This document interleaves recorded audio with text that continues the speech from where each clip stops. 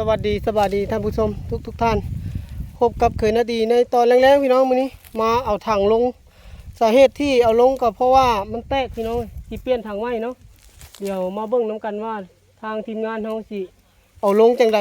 เฮ็ดจังใดสิเอาลงได้เนาะไปมันเริ่มกันเลยพาเชือกคล้องเลยก็ได้เอาลงมาทางนี้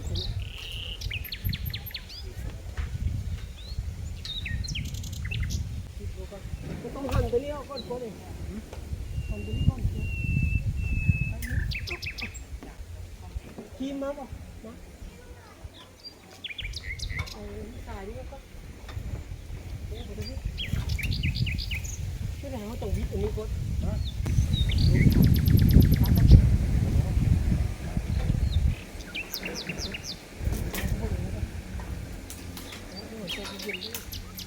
ก็ชูไว้ใจไม่ได้ด้วยโยถังมั่งนู้นเลยตุ๊ดบ่แม่นโยแบบเชียนมานะเชียนมาทางนี้เชียนมาทางกุ๊กขับปอมเด้อทางโยเด้อนั่นแหละอย่าให้มันวิดโคโดนี่เชียนนี่ก็ได้นี่เตยลายเชียนน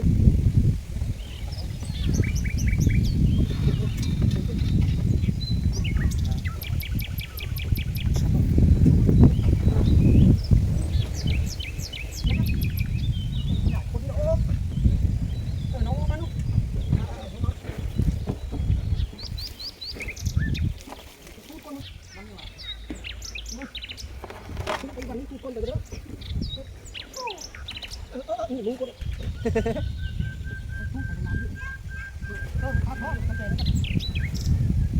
โจมไปได้หรอกคนนั้นถ้าตุ้งแต่คนเดียวไม่เอาขานั้นขาเล็กตามไปทางนั้น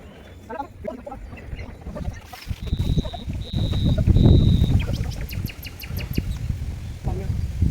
ต้องดึงเขาดึงเลยต้องดึงดึงไว้เดี๋ยวยังมันพุ่งไปแล้ว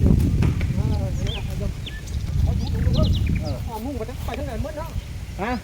เนาะเขาต้องจะไปใส่เนาะไปมั้งแล้วให้มาดึงช้อยยันน้ำเดียว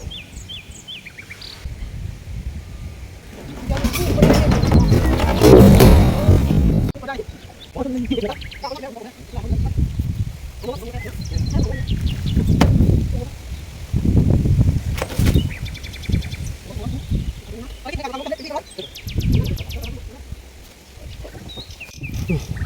ตอนนี้เขาก็เอาถัง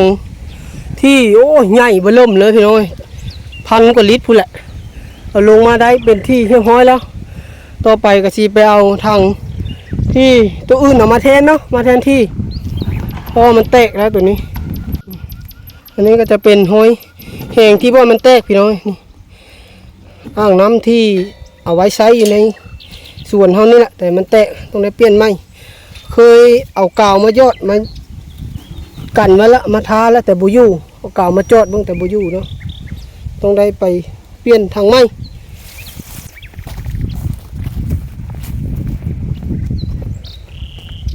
พูดพี่น้องทางด้วยนั้นแหละเพื่อที่จะเอามาแทนที่เพราะว่าทางด้วยนั้นไม่ได้ใช้งานปลาไว้กับตากแดดทิ่มละเดี๋ยวมันสิดอกก็เลยจะเอาไปเปลี่ยนให้ทางนั้นทางนี้จะน้อยกว่าทางนั้นแน่น้อยนึงน่าจะบนักปานใดเนี่ยขอต่อตัวนั้นเป็น2 นิ้วบ่เนาะเดี๋ยวจะเดินขึ้นไปเบิ้งก่อนพี่น้องกันบัดนี้จะเอาตัวนั้นลงมาดู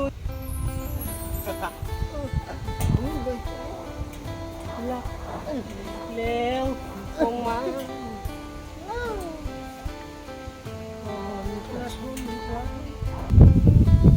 มั่นใจได้อยู่ของตัวนี้เล็กเป็ดดีนะชอบตัวนี้ก่อน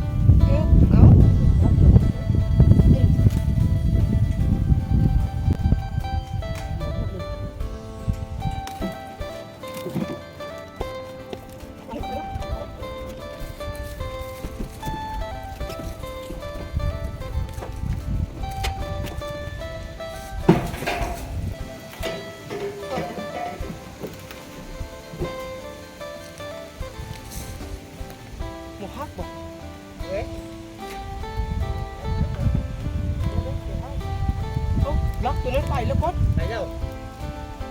เดี๋ยวดินยันๆมาตรงนั้นไม่ไหวเอาลงทางนี่พอมันมายู่แล้วลักลงไปแล้วเดี๋ยวพิจารณาใหม่ก่อนได้ด้วยเอาตรงนี้ก่อนก็ได้ว่าเปลี่ยนใจก่อนพอกัน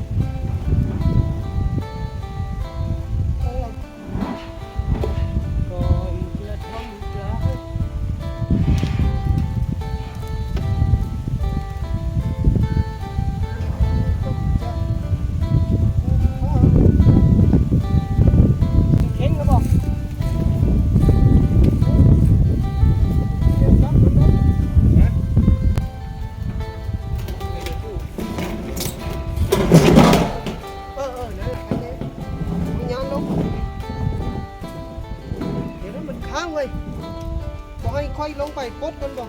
เข็งเข็งคือไรเข็งอะไรก่อนฟังแล้วก็ปะทุกเสียง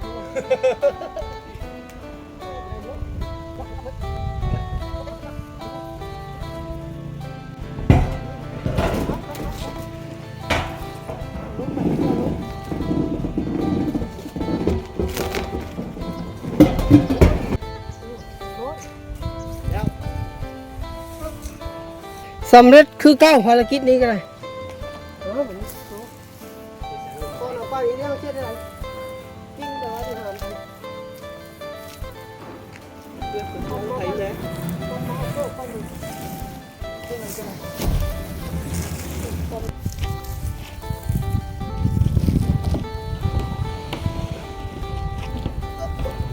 โอ้ยน้ำกี่ตุ่มนะ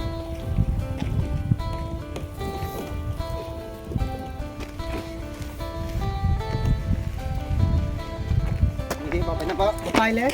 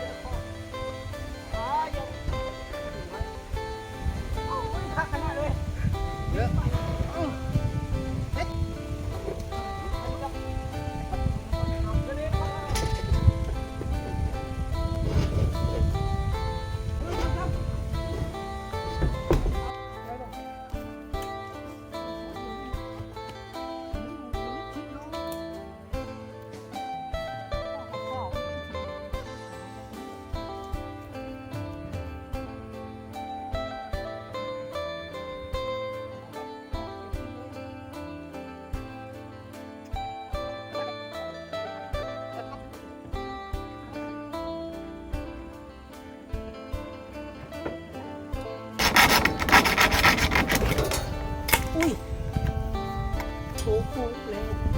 ยกทางไม่นึงหวังเดี๋ยว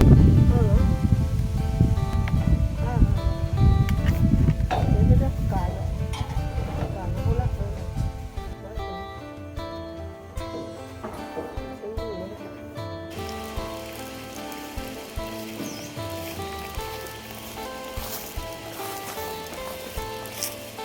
สำหรับภารกิจในการ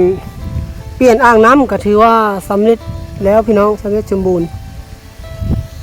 พร้อมใช้งานได้ปกติกว่าจะสำเร็จก็เกือบค่ำพี่น้องตะเวนเกือบแปะผาตอนนี้เป็นเวลา3:30แล้วก็สิได้ไปเลาะหาเปิดน้ำก่อนพี่น้องบัดนี้ตอนนี้ก็สำเร็จแล้วพี่น้องในการเปลี่ยนอ่างน้ำเนาะเปลี่ยนอ่างน้ำ2 คนพี่น้องเอาทางขึ้นเอาทางลงจะไปจากแพ้ทางนี้แหละใหญ่ทางตัวยูลุ่มนี่แหละใหญ่2,000 ลิตร ถังโตอยู่เทิงเปลี่ยนขึ้นไปเป็นถังน้อย ประมาณ1,000 ลิตรนี่แหละที่ได้ไปเฮ็ดเวียกอื่นต่อเนาะบัดนี้แยกย้ายกันต่างคนต่างมีหน้าที่ไปบ้านนี้ไปเวียกอื่นบัดนี้พี่น้องเปิดนาดีก็สิได้ไปเปิดน้ำใส่บ้องมองอื่นต่อ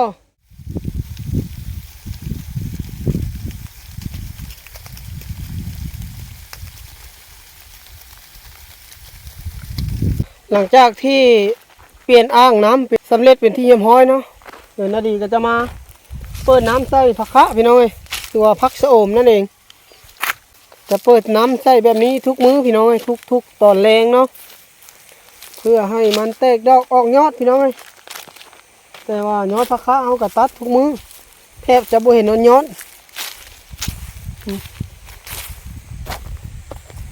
บางที่ก็2 มื้อตัดเท่านึงมันออกยอดแต่ยอดบ่ทันพี่น้องก็คลิปนี้ก็ฝากน้ำพี่น้องFCเนาะถ้าท่านใดมีหูเกี่ยวกับอยากให้ยอดผักคะแตกยอดไว้หรือว่าแตกยอดดีแตกยอดงามก็แนะนำเคยนาดีนะพี่น้องเคยนาดีก็หูอยู่แต่ว่าอยากได้ความรู้เพิ่มเติมจากพี่น้อง FC นำเนาะก็ฝากน้ำพี่น้องถ้าพี่น้อง FC ท่านใดหูก็แนะนำเคยนาดีนะพี่น้องก็ขอความรู้เล็กๆน้อยๆจากพี่น้องนำถ้าท่านใดหูมีความรู้เกี่ยวกับด้านนี้ว่าซั่นซะด้านการเกษตรก็ฝากน้ำเนาะพี่น้องเนาะตอนนี้ก็บรรยากาศใกล้สิค่ำแล้วพี่น้องเดี๋ยวจะให้พี่น้องมาเบิ่ง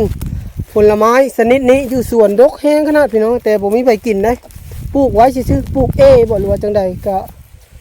น่าจะประมาณนี้แหละดกแห้งเลยพี่น้องแล้วก็สุกเหลืองเต็มต้นเลยแต่บ่ค่อยมีไผกินเนาะนี่พี่น้องมะเฟือง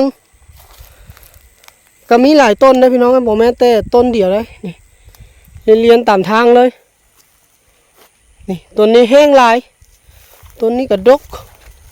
ทุกบักหลายๆเลยมีแต่ชุกหน่วยชุกทั้งนั้นเหลืองเต็มต้นเลยแต่บ่ค่อยมีไผอยากกินเป็นมะเฟืองหวานพี่น้องหวานบ่ได้ส้มเคยนาดีกินเบิ่งแล้ว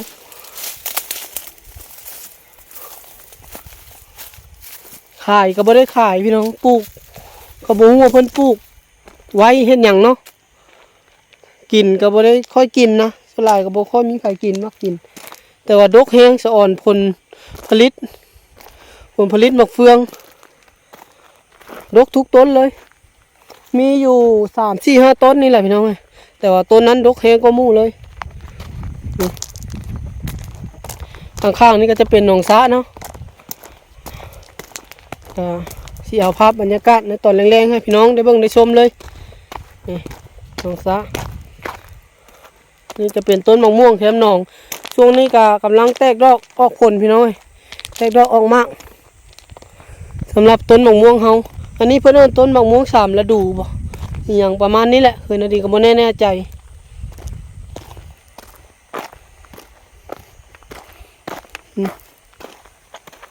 กำลังเป็นดอกเลยงามๆเลยก็มาฮอดนี้ก็สิได้ขอจบไว้ส่ำนี้ก่อนเนาะพี่น้องเนาะก็สุดท้ายนี้ก็ต้องกราบขอบพระคุณ FC ทุกท่านพี่น้องที่เข้ามาติดตามรับชมทางช่องเคยนาดีเนาะตั้งแต่ต้นจนจบพี่น้องในการมาเฮ็ดเวียกในมื้อนี้ปกติพี่น้องช่วงนี้เคยนาดีก็มาเฮ็ดเวียกทุกวันนั่นแหละก็เลยบ่ค่อยมีเวลาในการถ่ายคลิปปานใดบางมื้อมันก็เป็นเวียกที่แบบมันหลายอย่างนะเฮ็ดแบบมันบ่อันนั้นก็เลยบ่ได้ถ่ายพี่น้องก็ต้องขออภัยนำก็ช่วงนี้ก็คือสิได้ลงคลิปช้าแน่จังน้อยแต่เกินนาดีก็จะพยายามยัดเวลาให้เต็มที่จังใดก็ฝากพี่น้องเข้ามากดไลค์กดแชร์กดติดตามเพื่อเป็นกำลังใจให้นาดีคือเก้าหั่นแหละพี่น้องก็อย่าปะอย่าทิ่มอย่าชุกหลังหนีอย่าตีหลังออกอย่าปะอย่าป้งพี่น้องคือเก้าขอนำเนาะขอนำก็ฝากเป็นกำลังใจให้นาดีนำพี่น้องเอาสำหรับ EP นี้ขอจบไว้ซ้ำนี้ก่อนเนาะไว้ติดตามได้ใน EP หน้าพี่น้องบรรยากาศยามแรงก็ถือว่าสวยงามอยู่พี่น้องเว้าหลายจนคอแห้ง ก็จะได้ขอลำลาพี่น้องไปซ้ำนี้ก่อนแล้วพบกันไหมบายบายสำหรับอีพีนี้ขอกล่าวคำว่าสบายดีถามว่าเป็นอย่างเคยนะดีคือมักจบคลิปไว้ตอนนี้แบตเบิร์ดพี่น้องเอ้ยแบตใกล้ชิเบิร์ดแล้วก็เลยขออนุญาตจบไว้ซ้ำนี้ก่อนบรรยากาศรอบๆมีแต่ภูเขานี่กับภูเขาด้านนี้กับภูเขาพี่น้องแล้วนี่กับภูเขาแห้งสูงทางนี้แล้วก็ภูเขามีแต่ภูเขาอ้อยต้อยเลย